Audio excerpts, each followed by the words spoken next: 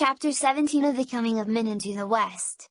When 300 years and more were gone since the Noldor came to Beleriand, in the days of the long peace, Finrod Felagund lord of Nargothrond journeyed east of Sirion and went hunting with Maglar and Madrose, sons of Fionor.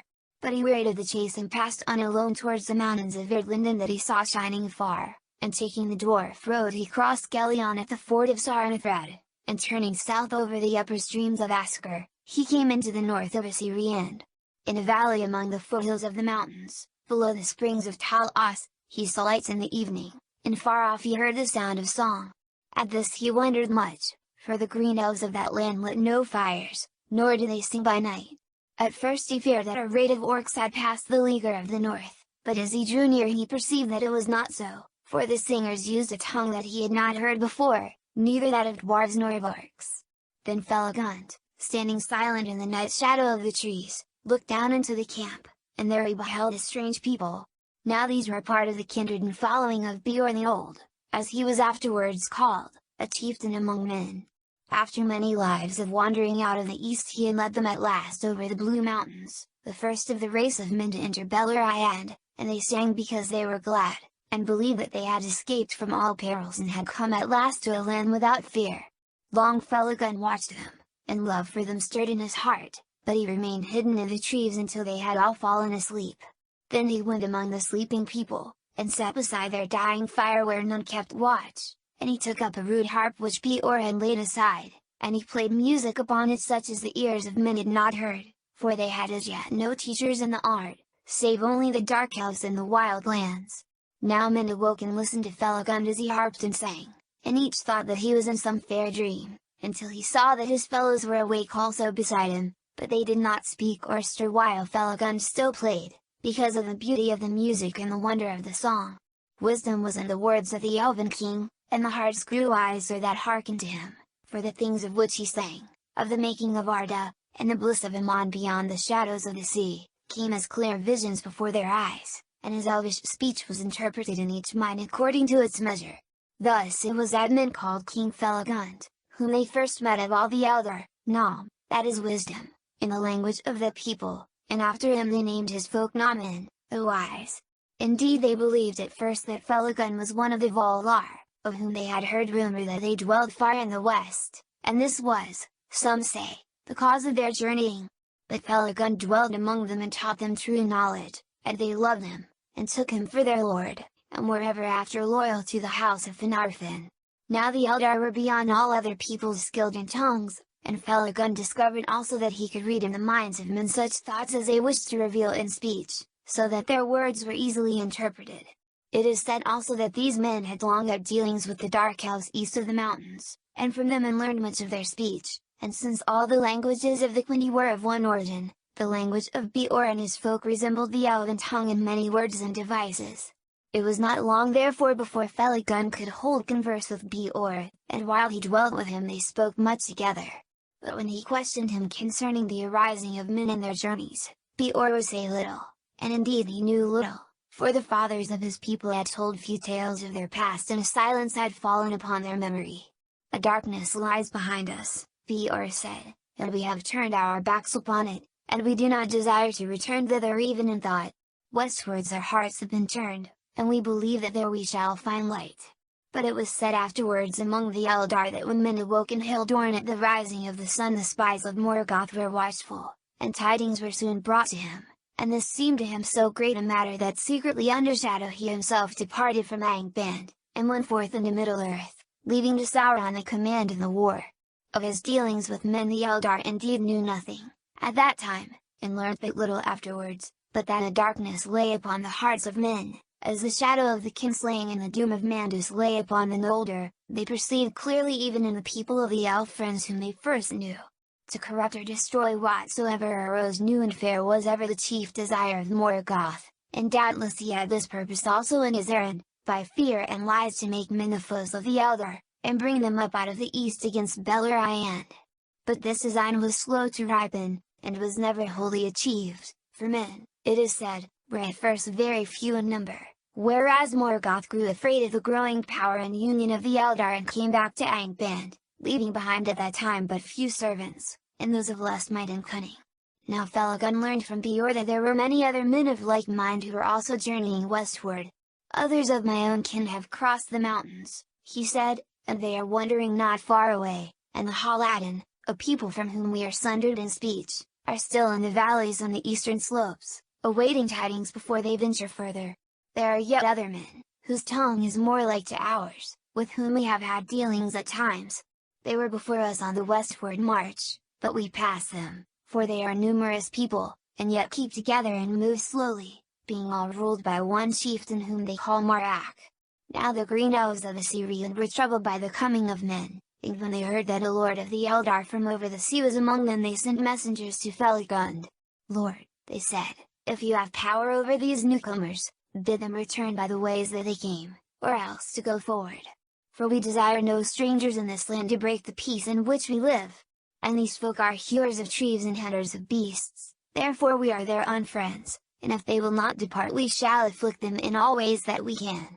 Then by the advice of Felagund Beor gathered all the wandering families and kindreds of his people, and they removed over Gileon, and took up their abode in the lands of Amrod and Amraz, upon the east banks of the Sul and south of Non Elmouth, near to the borders of Doriath, and the name of that land thereafter was Asolad, the encampment. But when after a year had passed Felagund wished to return to his own country, Beor begged leave to come with him, and he remained in the service of the king of Nargothrond while his life lasted. In this way he got his name, Beor, whereas his name before had been Balin, for Beor signified vassal in the tongue of his people. The rule of his folk they committed to Baran his elder son, and he did not return again to Istolad. Soon after the departure of Felagund the other men of whom Beor had spoken came also into Beleriand. First came the Haladan, but meeting the unfriendship of the Green Elves they turned north and dwelled in Thargerlion, in the country of Caranthor son of Fionor. There for a time they had peace, and the people of Caranthor paid little heed to them. In the next year Marak led his people over the mountains. They were a tall and warlike folk, marching in ordered companies, and the elves of the Silmarillion hid themselves and did not waylay them. But Marak, hearing that the people of Beor were dwelling in a green and fertile land, came down the dwarf road, and settled in the country south and east of the dwellings of Baran son of Beor, and there was great friendship between those peoples. Felagund himself often returned to visit men, and many other elves out of the west lands, both Noldor and Sindaar, journeyed to Zolad, being eager to see the Edain, whose coming had long been foretold. Now Atani, the second people, was the name given to men in Valinor in the lore that told of their coming, but in the speech of Beleriand that name became Edain, and it was there used only of the three kindreds of the elf friends. Finghalfin, as king of all the Noldor, sent messengers of welcome to them, and then many young and eager men of the Edain went away and took service with the kings and lords of the Eldar. Among them was Malach son of Marak, and he dwelled in Hethlum for 14 years, and he learned the elven tongue and was given the name of Ardan. The Edain did not long dwell content in Estolad, for many still desired to go westward, but they did not know the way.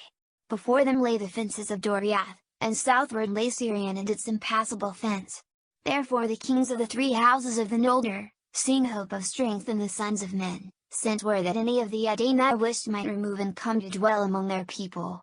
In this way the migration of the Edain began, at first little by little, but later in families and kindreds, they arose and left Estolad, until after some 50 years many thousands had entered the lands of the kings.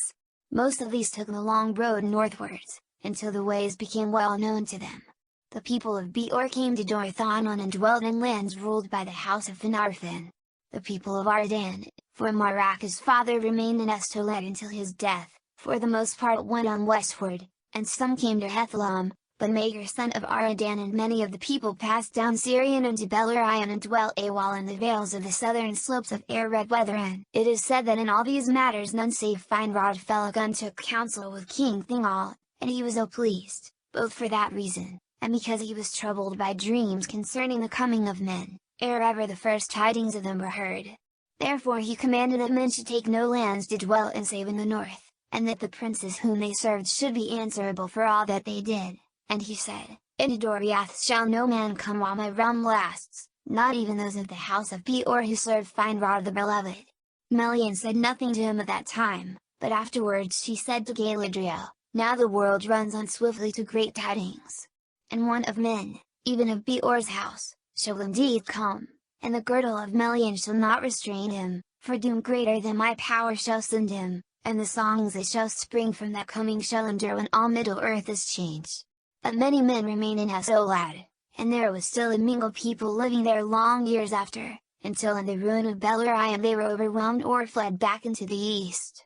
For beside the old who deemed that their wandering days were over, there were not a few who desired to go their own ways, and they feared the Eldar in the light of their eyes. And then dissensions awoke among the Edain, in which the shadow of Morgoth may be discerned, for certain it is that he knew of the coming of men into Beleriand and of their growing friendship with the elves.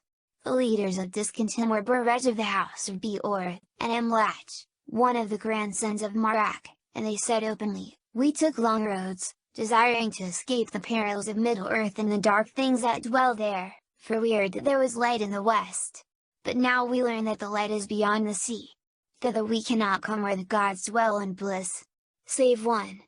For the Lord of the Dark is here before us, and the Eldar, wise but fell, who make endless war upon him. In the north he dwells, they say, and there is the pain and death from which we fled. We will not go that way." Then a council and assembly of men was called, and great numbers came together. And the elf friends answered Burej, saying, "Truly from the Dark King come all the evils from which we fled, but he seeks dominion over all Middle-earth, and whither now shall we turn, and he will not pursue us, unless he be vanquished here, or at least held in leaguer. Only by the valor of the Eldar is he restrained, and maybe it was for this purpose, to aid them in need, that we were brought into this land." To this Burej answered, "Let the Eldar look to it. Our lives are short enough." But there arose one who seemed to all to be Emlach son of Emlach, speaking fell words that shook the hearts of all who heard him. "All this is but elvish lore, tales to beguile newcomers that are unwary. The sea has no shore. There is no light in the west. You have followed the full fire of the elves to the end of the world. Which of you has seen the least of the gods? Who has beheld the Dark King in the north? Those who seek the dominion of Middle-earth are the Eldar. Greedy for wealth they have delved in the earth for its secrets, and have stirred to wrath the things that dwell beneath it, as they have ever done and ever shall. Let the orcs have the realm that is theirs, and we will have ours. There is room in the world, if the Eldar will let us be?" Then those that listened sat for a while astounded, and a shadow of fear fell on their hearts, and they resolved to depart far from the lands of the Eldar. But afterwards Emlach returned among them, and denied that he had been present at their debate or had spoken such words as they reported, and there was doubt and bewilderment among men. Then the elf friend said, "You will now believe this at least, there is indeed a Dark Lord, and his spies and emissaries are among us, for he fears us, and the strength that we may give to his foes." But some still answered, "He hates us, rather, and ever the more the longer we dwell here, meddling in his quarrel with the kings of the Eldar, to no gain of ours." Many therefore of those that yet remained in Estolad made ready to depart, and Burej led 1,000 of the people of Beor away southwards, and they passed out of the songs of those days. But Emlach repented, saying, "I have now a quarrel of my own with this master of lies, which will last to my life's end," and he went away north and entered the service of Mados. But those of his people who were of like mind with Burej chose a new leader, and they went back over the mountains in Eriador, and are forgotten. During this time the Haladin remained in Tharchir Lion and were content. But Morgoth, seeing that by lies and deceits he could not yet wholly estrange elves and men, was filled with wrath, and endeavored to do men what hurt he could. Therefore he sent out an orc raid, and passing east it escaped the leaguer, and came in stealth back over Erdlinden by the passes of the Dwarf Road, and fell upon the Haladin in the southern woods of the land of Caranthir. Now the Haladin did not live under the rule of lords or many together, but each homestead was set apart and governed its own affairs, and they were slow to unite. But there was among them a man named Halid, who was masterful and fearless, and he gathered all the brave men that he could find, and retreated to the angle of land between Asker and Gilion, and in the utmost corner he built a stockade across from water to water, and behind it there led all the women and children that they could save. There they were besieged, until their food was gone. Halid had twin children, Halith his daughter, and Haldar his son, and both were valiant in the defense, for Halith was a woman of great heart and strength. But at last Halid was slain in a sword against the orcs, and Haldar, who rushed out to save his father's body from their butchery, was hewn down beside him. Then Halith held the people together, though they were without hope, and some cast themselves in the rivers and were drowned. But 7 days later, as the orcs made their last assault and had already broken through the stockade, there came suddenly a music of trumpets, and Caranthur with his host came down from the north and drove the orcs into the rivers. Then Caranthur looked kindly upon Min and did Haleth great honor, and he offered her recompense for her father and brother. And seeing, overlate, what valor there was in the Edain, he said to her, "If you will remove and dwell further north, there you shall have the friendship and protection of the Eldar, and free lands of your own." But Haleth was proud, and unwilling to be guided or ruled, and most of the Haladin were of like mood. Therefore she thanked Caranthur, but answered, "My mind is now set, Lord, to leave the shadow of the mountains, and go west, whither others of our kin have gone." When therefore the Haladins had gathered all whom they could find alive of their folk who had fled wild into the woods before the orcs, and had gleaned what remained of their goods in their burned homesteads, they took Haleth for their chief, and she led them at last to Zolad, and there dwelled for a time. But they remained a people apart, and were ever after known to elves and men as the people of Haleth. Haleth remained their chief while her days lasted, but she did not wed, and the headship afterwards passed to Haldan son of Haldar her brother. Soon however Haleth desired to move westward again, and though most of her people were against this counsel, she led them forth once more, and they went without help or guidance of the Eldar, and passing over Selin and Eros they journeyed in the perilous land between the mountains of Terror in the girdle of Melian. That land was even then not yet so evil as it after became, but it was no road for mortal men to take without aid, and Haleth only brought her people through it with hardship and loss, constraining them to go forward by the strength of her will. At last they crossed over the Prithiak, and many bitterly repented of their journey, but there was now no returning. Therefore in new lands they went back to their old life as best they could, and they dwelled in free homesteads in the woods of Jalofdiran and beyond Teglin, and some wandered far into the realm of Nargothrond. But there were many who loved the Lady Haleth and wished to go whither she would, and dwell under her rule, and these she led into the forest of Brethil, between Teglin and Sirion. Thither in the evil days that followed many of her scattered folk returned. Now Brethil was claimed as part of his realm by King Thingol, though it was not within the girdle of Melian, and he would have denied it to Haleth, but Felagund, who had the friendship of Thingol, hearing of all that had befallen the people of Haleth, obtained this grace for her, that she should dwell free in Brethil, upon the condition only that her people should guard the crossings of Teglin against all enemies of the Eldar, and allow no orcs to enter their woods. To this Haleth answered, "Where are Haldar my father, and Haldar my brother?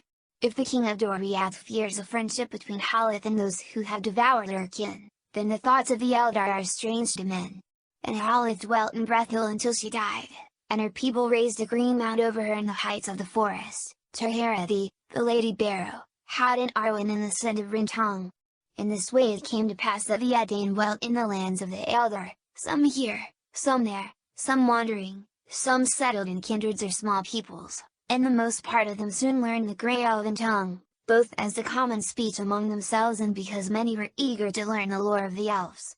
But after a time the elf kings, seeing that it was not good for elves and men to dwell mingled together without order, and that men needed lords of their own kind, set regions apart where men could live their own lives, and appointed chieftains to hold these lands freely. They were the allies of the Eldar in war, but marched under their own leaders. Yet many of the Edain had delight in the friendship of the elves, and dwelled among them for so long as they had leave, and the young men often took service for a time in the hosts of the kings. Now Hador Lorindal, son of Hathol, son of Magur, son of Malachardan, entered the household of Thingolfin in his youth, and was loved by the king. Thingolfin therefore gave to him the lordship of Dor-Lamin, and into that land he gathered most of the people of his kin, and became the mightiest of the chieftains of the Edain. In his house only the elven tongue was spoken, but their own speech was not forgotten, and from it came the common tongue of Numenor. But in Dorthanon the lordship of the people of Beor in the country of Ladaros was given to Boromir, son of Baran, who was the grandson of Beor the Old. The sons of Hador were Galdr and Gundr, and the sons of Galdr were Hurin and Ha'ur, and the son of Hurin was Torin the Bane of Glaurung, and the son of Ha'ur was Tuor, father of Arundel the Blessed. The son of Boromir was Bregar, whose sons were Bregalas and Barahir, and the sons of Bregalas were Bargund and Belagund. The daughter of Bargund was Morwen, the mother of Torin, and the daughter of Belagund was Rian, the mother of Tuor. But the son of Barahir was Barin One Hand, who won the love of Luthien Thingol's daughter, and returned from the dead, From them came Eowyn the wife of Arundel, and all the kings of Númenor after. All these were caught in the net of the doom of the Noldor, and they did great deeds which the Eldar remember still among the histories of the kings of old. And in those days the strength of men was added to the power of the Noldor, and their hope was high, and Morgoth was strictly enclosed, for the people of Hador, being hardy to endure cold and long wandering, feared not at times to go far into the north and there keep watch upon the movements of the enemy. The men of the three houses throve and multiplied, but greatest among them was the house of Hador Goldenhead, peer of elven lords. His people were of great strength and stature, ready in mind, bold and steadfast, quick to anger and to laughter, mighty among the children of Ilúvatar and the youth of mankind. Yellow-haired they were for the most part, and blue-eyed, but not so as Tern, whose mother was Morwen of the house of Beor.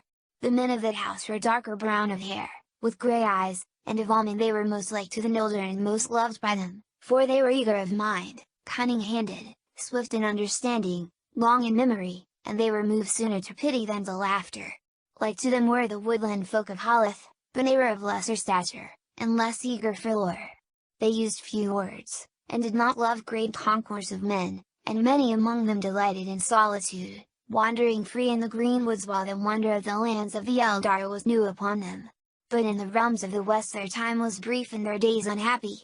The years of the Edain were lengthened, according to the reckoning of men, after their coming to Beleriand, but at last Beorhthael died when he had lived 93 years, for 44 of which he had served King Felagund. And when he lay dead, of no wound or grief, but stricken by age, the Eldar saw for the first time the swift waning of the life of men, and the death of weariness which they knew not in themselves, and they grieved greatly for the loss of their friends. But Beor at the last had relinquished his life willingly and passed in peace, and the Eldar wondered much at the strange fate of men, for in all their lore there was no account of it, and its sin was hidden from them. Nonetheless the Edain of old learned swiftly of the Eldar all such art and knowledge as they could receive, and their sons increased in wisdom and skill, until they far surpassed all others of mankind, who dwelled still east of the mountains and had not seen the Eldar, nor looked upon the faces that had beheld the light of Valinor.